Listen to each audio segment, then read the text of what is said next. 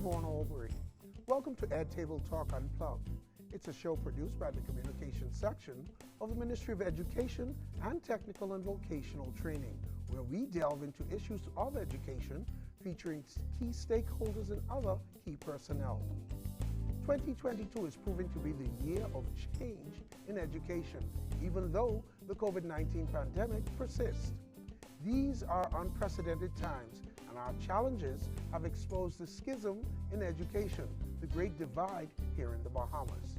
Our new Minister of Education, Glennis Martin, stated that we are in a crisis that must be addressed immediately. In fact, the minister brought to the fore that more than 8,000 children out of more than 42,000 public school students never signed on to the ministry's virtual school platform for classes, the mode used to instruct children since the pandemic started March 2020. Minister Hannah marshaled her team along with other key stakeholders with a mandate to go into the communities across the length and breadth of the Bahamas and locate each missing student and get them back into school. This mandate coincided with January's implementation of the hybrid model, where students would return to campuses for in-person instruction for at least 2 days per week, gradually increasing full-time face-to-face instruction.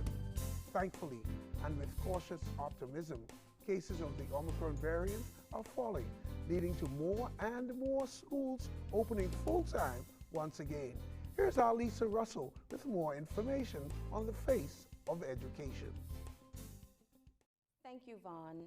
In keeping with Minister Glennis Hannah Martin's mandate to reach every child, the Ministry of Education and Technical and Vocational Training created a task force to directly target some 8,000 students who were inactive on the virtual learning platform throughout the COVID-19 pandemic. The task force comprises of ministry staff, the Department of Education, education professionals, including special education and school psychological services, and involves the Ministry of Social Services and Urban Development, the Office of the Attorney General, the Bahamas Christian Council, the Ministry of Health and Wellness, the National Training Authority, representatives of the Bahamas Educators Managerial Union, the Bahamas Union of Teachers, and the Bahamas Education Counselors and Allied Workers Union. On Tuesday, the 11th of January, 2022, the task force conducted its first community walkabout in the Freetown constituency, starting from the Uriah McPhee Primary School. Community walkabouts throughout every school district within the Commonwealth of the Bahamas took place over a 4-day period beginning on Tuesday, February 1st, 2022. Uriah McPhee Primary has seen a 19% increase in students' participation in online classes since the inaugural Freetown Community Walkabout, and there has been a combined total of 814 responses from all community walkabouts thus far. Back to you, Vaughn. Thanks, Lisa. Before we begin our discussion, we cannot forget the resolve of the 3,500 teachers who overwhelmingly answered the minister's call and returned to classes to welcome students. Today, we welcome key personnel here in the Ministry of Education and Technical and Vocational Training, who are at the fore of the task force responsible for locating the thousands of students living among us who have not been engaged in formal education for 2 years. We have Ms. Sharmaine Sinclair, the Assistant Director of Education responsible for research and planning, and Mr. Anzlo, the Chief Attendance Officer. Welcome to you both. Thank you very much. We'll begin with you, Ms. Sinclair. Tell us about the minister's mandate and your plans, or the plan, to complete the task. All right, so the minister has, first of all, appointed a task force that is chaired by the Director of Education. The mandate given to the task force would be a 5-fold mandate. And the chief among the mandate, the focus would be really on finding the children, reaching the children, and once we reach them, giving support, providing support, empowering those children so that they're able to recover in terms of their learning. This is, for us, a mammoth task, but the composition of the task force allows us to be able to address issues that are outside of the academics. And so we're also able to look at giving them psychosocial support. There may be some students whose families may need to have social safety net programs implemented for them. And so addressing the child, not just the learner, but the child. This, for us, is an important focus. Now, you talk about the team and the makeup of the team. That included some unusual components. And I was glad and heartened when I went out on the walkabout in the southern New Providence district to see that janitresses as well as security personnel being a part of that team. And they too played a leading role on the walkabout that I went on. Yes, sometimes we forget that the school environment exists with a number of persons working together to ensure that the delivery of services takes place. When I started out in education, in one of my teaching positions, I actually taught at Uriah McPhee Primary School. And I will never forget the family that Uriah was. The support staff, the janitresses, they knew every child in the school. Most of them came from that neighborhood. Correct. And so with the walkabout team, and these persons who are part of the support staff being a part of the team, they are also able to contribute as they know the families in the neighborhood, as they're able to point out, no, this person no longer lives at this house. We need to go to this street. So working together as a team and having this composition of persons, not just educators, but those who are part of the whole gamut in terms of the learning environment. This helps with the success of the team. And Mr. Strachan, turning to you, you're the Chief Attendance Officer in the ministry. What was the walkabout like? Were there any surprises? What did you learn on the walkabout that you did not know prior to that? It was not a surprise to me, the things that occurred on the walkabout. Which were, give our audience an example of what took place. Okay, what took place was, what was different for us than the walkabouts the school attendance officers do on a monthly basis was that we had an entire team behind us. There were a number of stakeholders right from Kiwanis to Rotary, the pastors in the area, as well as the urban police force. They were there in numbers. They provided assistance with accompanying us during the walk, as well as they drove in a vehicle to ensure that everyone was safe. Like Ms. Sinclair said, now one thing that really did surprise me, the janitress and the security officers, because some of them live in those areas, they proved to be an invaluable asset. They knew just about everybody. And that too enabled us to locate a number of students that weren't even on the list, because you have to realize you may see some students outside, but if a door is closed, you are not certain that a student may be in that house. And they were able to point out, of course, with the assistance of neighbors too, because people in these communities, believe it or not, are very interested in education and interested about the welfare of each other. So they pointed out persons who were not attending school, and some of them hadn't attended for some 2 years or so. So we were able to provide, not just, the purpose is kind of trifold. You locate the student, you provide the necessary assistance, and the only way you can find that out is to speak to these people and find out what their needs are, because the needs are somewhat varied. Some persons need uniform and footwear, while others may need a tablet. Because of COVID-19 and a lot of, we found the data that we collected, a number of persons, died in the community from COVID-19.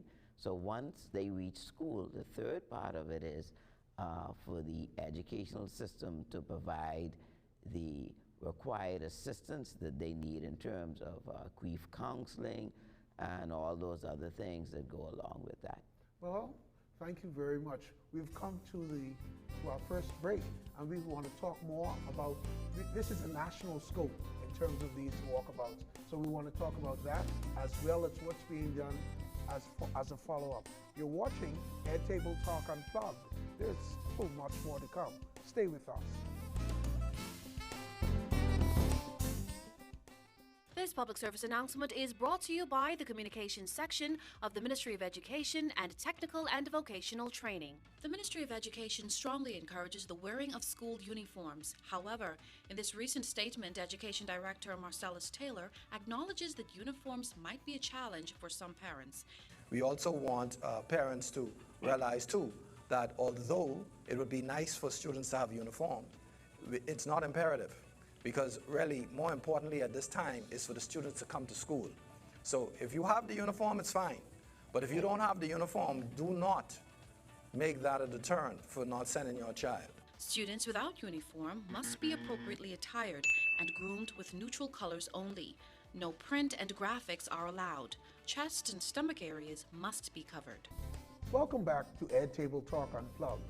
We are speaking with Sharmaine Sinclair and Anzlo Strachan on the Ministry of Education and Technical and Vocational Training community walkabouts. We said it's not Nassau-centric, but it's nationwide. Tell us, what did you find in the Family Islands? Yes, so the Family Islands also conducted walkabouts. Not every Family Island. Those Family Islands where we found there were a greater proportion of students missing from school, we conducted walkabouts on. And when I say missing from school, I'm not just talking about students who would have not logged into the Ministry of Education's learning management system. I'm also talking about those students who would not have come to the campus to receive instructional packages, hard copies of worksheets, that kind of a thing. The composition of the teams on those Family Islands may have looked a bit different from the composition of teams on New Providence. Family Islands, if you understand what happens on Family Islands, they work together as a team in any event. So the social worker knows the doctor, knows the nurse, knows the teacher, and they tackled the walkabout in that kind of a way. So they went to the houses where they knew there were students missing to talk with parents who may have had some difficulties, some challenges, to find out what could we do, which would be the follow-up step. And so the social worker working with the teacher may have determined, yes, they got the learning packages, but this child may need some extra support, assistance, hence the mandate that was given. Not just reaching the child, not just finding the child, but giving support to empowering that child. The health worker or the school nurse may have determined that there may have been some illness in the house, and so that child had to be dealt with in a different way. All of the data that has been gathered, not just the quantitative, but the qualitative, in terms of the findings and then the recommendations being gathered, reported on, and now the follow-up actions would be, what would be the responsibility of education? What would be the responsibility of health? What would be the responsibility even of the Attorney General's office, which has a representative on the task force? What about the responsibility of parents? Because I went on 2 community walkabouts, and I was really flabbergasted by the responses of, I went on Tuesday, February 1st, parents taking their kids, escorting them to school for the first time, and the excuses they made. Yes, so 2 things I want to say about that. One, the majority of our parents are interested in having their children attend school. I agree. They are ready for school to be open, face to face, let's get them back. Yes. There are some parents, though, who have not been as interested, who have not expressed the interest that they should. The Education Act tells us that it is the parent's responsibility to ensure that their child accesses the opportunities made available by the government. The parent is held responsible. Now, what the Ministry of Education has determined to do is to give encouragement to those parents who may not necessarily know that it is their responsibility. So letters would have been issued by the Walkabout teams. This is how you would get your child back into school. Within 3 days, could you make yourself available, come to the campus, let's have a talk. If your child needs a device, if your child needs access to internet connectivity, if the child needs to be put on the National School Lunch Program, let's find out, let's address it. Follow-up actions. Have some parents responded? Oh yes, definitely. So on the Walkabout teams, they would have been reporting. They would have gotten a tool where they're able to upload data right in the field, or for those who had an offline tool, they would have submitted. We've had 893 responses up to this time from the Walkabouts. Yes. And from those responses, we are able to now categorize the needs, the issues, and look at the recommendations that would have been given from the teams across the Bahamas. Today, we have a meeting with the task force. And in that meeting today, we will have the discussion as to what the commitments are of the partners of the team. Churches, yes, what are you able to commit to at this time to address these issues? Social services, what are you able to commit to? AG's office, what are you able to commit to? Health, that kind of a thing. You know, piggybacking on what Ms. Sinclair said, is that once we could get a commitment from these stakeholders that participated in these walks, I think we would be more successful in not just getting kids back to school, but maintaining the attendance of these children. Because what she said is we will provide the necessary assistance, you know, to help them stay online, because you don't want it, we don't want to be caught in a situation where we get them back and then something happens and they're out. You know, collectively, and this is including the family islands as well, we had actually 895 persons that participated in assisting us with these walkabouts, and some 2,700 plus homes were visited. Okay. And out of that, 1,320 students were actually found at home, and most of them were found in the area where they live. They're living right among us. Parents, it's your responsibility. That's your child. We are here as partners to help you, to help your child. So we've come to the end of our second break. Thank you very much. And we have much more to share with you, including the words of a teacher at the Stephen Dillard Primary School who's taken it upon herself to go that extra mile to help her students. Stay with us. You're watching Ed Table Talk Unplugged. This public service announcement is brought to you by the Communications Section of the Ministry of Education and Technical and Vocational Training in conjunction with this channel. Hey Shelly, what you saying, gal? I see you in a minute. Yeah, I good. Give me 1 minute, let me take this call. Hello? Listen here, y'all need to stay from out that yard here and hurry up and clean the house before I get back. Goodbye. Sorry about that, gal. Man, the gal that's your children you talking to? Why, they in Richwood School. It's 11:45 in the morning. What happened? They ain't got no class today? Shelly, one thing, but you always up in people's business. Listen here, I'm fortunate like you. I can't afford one device, let alone 3. Then the internet is be in and out and things. They ain't good dead. They don't learn nothing on them computer, no way. The ministry need to open school back up face to face. Gal, if you wasn't bigger than me, I would have cut your behind. First of all, I don't have it no better than you. The difference is, I can do what I need to do to make sure my children get their education. You think I rich? Gal, carry yourself and go to that school and tell them the children need their device. And internet off and on, that ain't no excuse. You know how much place around here the church and thing will let you use their space? And gal, stop talking fool. Because I know you got family who the children could go by. Ain't nobody tell me that. I know that. Miss, get serious here before you ruin your children's life. Shelly, like I say, you always up in people business. But anyway, okay. This public service announcement was brought to you by the Communications section of the Ministry of Education and Technical and Vocational Training in conjunction with this channel. Welcome back. This is our final segment of Ed Table Talk Unplugged, and we're speaking with Desiree Taylor, a 6th grade teacher at the Stephen Dillard Primary School. You've been doing some extraordinary things. I met you on Facebook, and I volunteered to assist. I walked into your class. You're in complete control. What are you doing?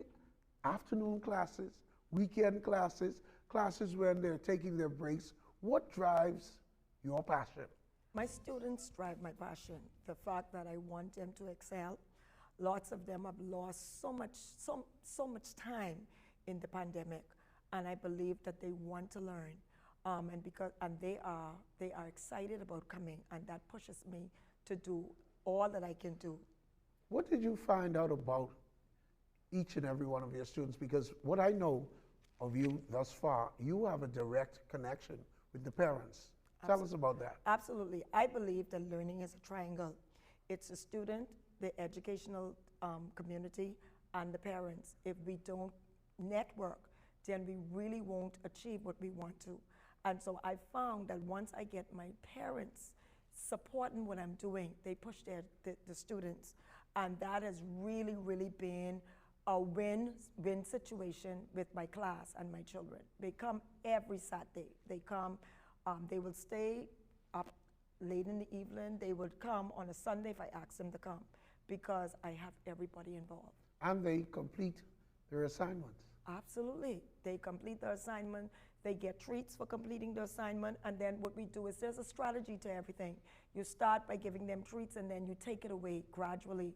And eventually you let them know that, guess what, the fact that you are winning, the fact that you're achieving, that's a reward in itself. And the students, they are excited about doing that, and it's really encouraging. What I really liked about your teaching style is you are in charge of your classroom. Absolutely. What? You do it with love, even when they're being chastised. Absolutely, absolutely. I think one of the things that we miss the fact that children want to be disciplined.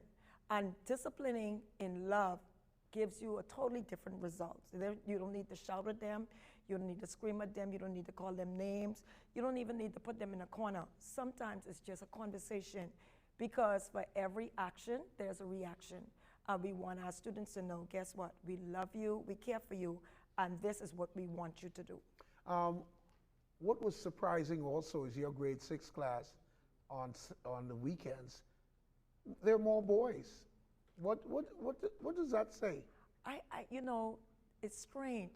The boys, for whatever reason, gravitate towards me. I don't know why. I think it's because I'm a disciplinarian. Not only do we do academics, we're growing a farm, we're starting a farm. Tuesdays and Thursdays, they do soccer at another facility. And so what we do is we give them things they're interested in, because I think that's what we're missing in education too. It's not just about the academics. We have to now give them some things that they're interested in, and it pulls them in. Now, you must be dejected sometimes, because you talk about your parents, but they're not all on board. Absolutely, and I think that's where we sometimes, in education, I think sometimes what we do is we are not causing everybody to be accountable. And so parents have to be accountable. You know, I had a situation this week where a parent told me, after I didn't see the child for 5 days, she had to go to work and the child to sleep late. What does that mean? You know, my thing is, you have to be accountable. As a parent, it is your responsibility to get your child to school. And once you get them to me, I'm going to give them some things to send them back to you better.